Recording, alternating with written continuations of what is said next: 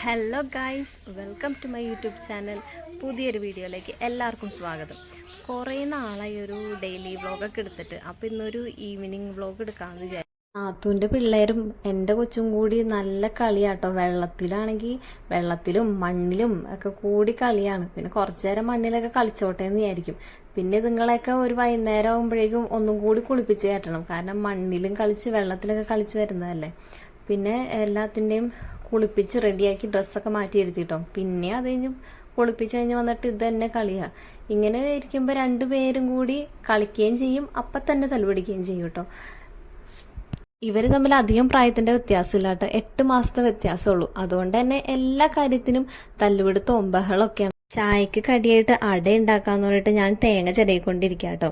അമ്മ അപ്പം അവിടെ അടയ്ക്കുള്ള പ്രിപ്പറേഷൻസ് ഒക്കെ നടത്തിക്കൊണ്ടിരിക്കുക. പിന്നെ വൈകുന്നേരം ആയപ്പോഴായിട്ട് ഞങ്ങൾ കഞ്ഞി വെച്ചത്. ഇവിടെ അമ്മ മിക്കപ്പോഴും പുറത്ത് വിറകടുപ്പിലാണ് കേട്ടോ കഞ്ഞി വെക്കുന്നത്. ഞങ്ങൾ ഗ്യാസ് സ്റ്റൗവിൽ വളരെ കുറച്ച് മാത്രം, അങ്ങനെ പുറത്ത് വെക്കാൻ പറ്റാത്ത അവസ്ഥ ഉണ്ടെങ്കിൽ മാത്രമേ അങ്ങനെ വെക്കാറുള്ളൂ. കൂടുതൽ ഞങ്ങൾ പുറത്ത് തന്നെയാണ് കേട്ടോ കഞ്ഞി വെക്കുന്നത്. അപ്പോൾ എനിക്കിങ്ങനെ അരി ഇടാനും അങ്ങനെയൊക്കെ ഭയങ്കര ഇഷ്ടമുള്ള കാര്യമാണ്. അപ്പോൾ അമ്മ അവിടെ പണിയിലായതുകൊണ്ട് തന്നെ ഞാനപ്പോൾ അരി ഇട്ടുകൊണ്ടിരിക്കുകയാണ് കേട്ടോ.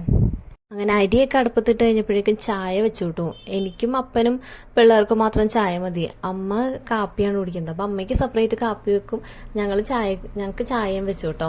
അതിപ്പോഴേക്കും അമ്മതേ ഇലയിൽ അട പരത്താണ്. ഈ ഇലയിൽ അട വെച്ച് കഴിഞ്ഞാൽ, അട ഉണ്ടാക്കി കഴിഞ്ഞ് കഴിഞ്ഞാൽ നല്ല ടേസ്റ്റ് ആട്ടോ. ഇതിന് എടനില എന്ന് പറയുന്നത്. ഇതിന്റെ വേറെ പേരെന്താന്ന് എനിക്കറിയില്ല കേട്ടോ. അപ്പം ഇതിൽ വെച്ച് കഴിഞ്ഞാൽ ഇതിന് നല്ല മണമാണ് ഈ ഇലയ്ക്ക്. അങ്ങനെ നമ്മുടെ അടയൊക്കെ ഇവിടെ സെറ്റാക്കിയിട്ട് അടുപ്പത്ത് വെക്കാൻ പോവാണ്. അപ്പോൾ അതേ കാപ്പി ഇവിടെ തിളച്ചു തുടങ്ങിയിട്ടുണ്ട്. അങ്ങനെ അമ്മ അടയൊക്കെ അടുപ്പത്ത് വെച്ച് കഴിഞ്ഞപ്പോഴേക്കും കുറച്ച് പാത്രങ്ങളൊക്കെ കഴുകാനുണ്ടായിരുന്നു.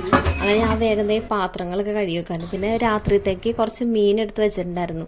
തലേ ദിവസം വാങ്ങിയ ചാള കുറച്ച് വറുക്കാൻ വേണ്ടിയിട്ട് എടുത്ത് വെച്ചിട്ടുണ്ടായിരുന്നു. അങ്ങനെ ചാളയും കൂടിയൊക്കെ വറുത്ത് സെറ്റായി കഴിഞ്ഞപ്പോഴേക്കും വൈകുന്നേരത്തെ പണി കഴിഞ്ഞു. പിള്ളേരാണെങ്കിൽ ഇവിടെ തലകുത്തി മറിയലും കളിയൊക്കെയാണ് കേട്ടോ. ഇതുങ്ങൾ ഒരു നേരം വെറുതെ ഇരിക്കില്ല. തല്ലുപിടുത്തവും ബഹളവും കളിയും ഒക്കെ ആയിട്ട് നല്ല രസമാട്ടോ. സമയം പോകുന്നതേ അറിയില്ല ഇവരെല്ലാവരും കൂടി ഉള്ളത് കാരണം കൊണ്ട്. അങ്ങനെ ഞാൻ കുളിയൊക്കെ കഴിഞ്ഞ് ക്രീമും ലോഷനൊക്കെ വാരി തേക്കാൻ കേട്ടോ.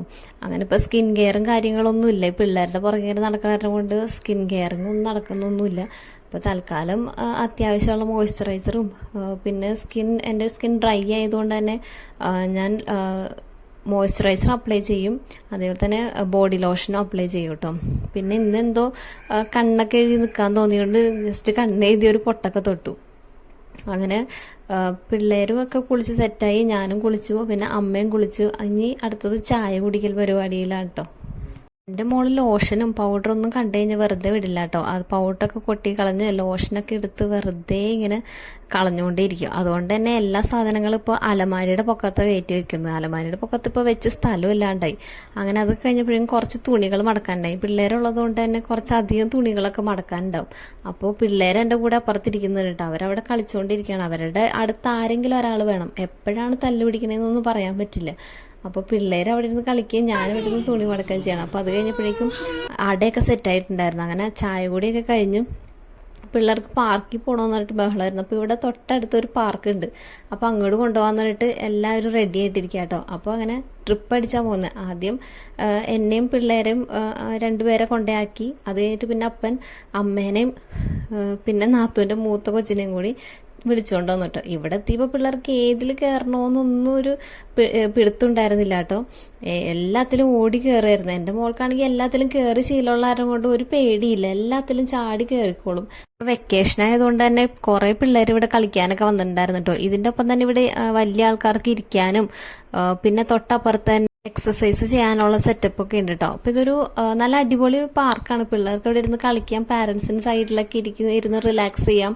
പിന്നെ അപ്പുറത്ത് എക്സസൈസ് ചെയ്യണമെന്നുള്ളവർക്ക് ചെയ്യാം. പിന്നെ കൊതുകിന്റെ ശല്യം കുറച്ചുണ്ട്. അതുകൊണ്ട് തന്നെ പിള്ളേരൊക്കെ കൊതുകുത്തി ഒരു വഴിയായിട്ടുണ്ടായിരുന്നു. അത് മാത്രം ഒരു പ്രശ്നം ഉണ്ടായിരുന്നുള്ളൂ. പക്ഷെ പിള്ളേരൊക്കെ നല്ലപോലെ എൻജോയ് ചെയ്തു കേട്ടോ. അപ്പൊ ഇതിലിരുത്തി കറക്കി കൊടുക്കാൻ പറഞ്ഞിട്ട് ഞാൻ ഇതിലിരുത്തി കറക്കി. പിന്നെ ഊഞ്ഞാല കണ്ടപ്പോൾ അതിൽ കയറണമെന്നായി. രണ്ടുപേർക്കും ഒരേപോലെ ഇരിക്കണം, ഒരേപോലെ ആട്ടി കൊടുക്കണം, അടുത്തിരിക്കണം. അങ്ങനെയൊക്കെ വലിയ ബഹളമാണ് കേട്ടോ. അങ്ങനെ ഇത് നല്ലൊരു സെറ്റപ്പാട്ടോ. ആൾക്കാർക്ക് ഇരിക്കാനാണെങ്കിലും എല്ലാം. ഇപ്പൊ ഇവിടെ ഒരു ഡൈനോസറിന്റെ കണ്ടോ പിള്ളേർ ആടുന്നത്. ഇതും നല്ല രസമുണ്ട് കേട്ടോ കാണാനായിട്ട്. അപ്പൊ കുറെ പേര് പിള്ളേരൊക്കെ ആയിട്ട് വന്നിട്ടുണ്ടായിരുന്നു. അപ്പൊ വെക്കേഷൻ ടൈമിൽ പിള്ളേർക്ക് ഒരു നേരം പോക്കാണ്. ഇവരാണെങ്കിൽ പിന്നെ എവിടെ ചെന്നാലും തല്ലുപിടുത്തമാണ്.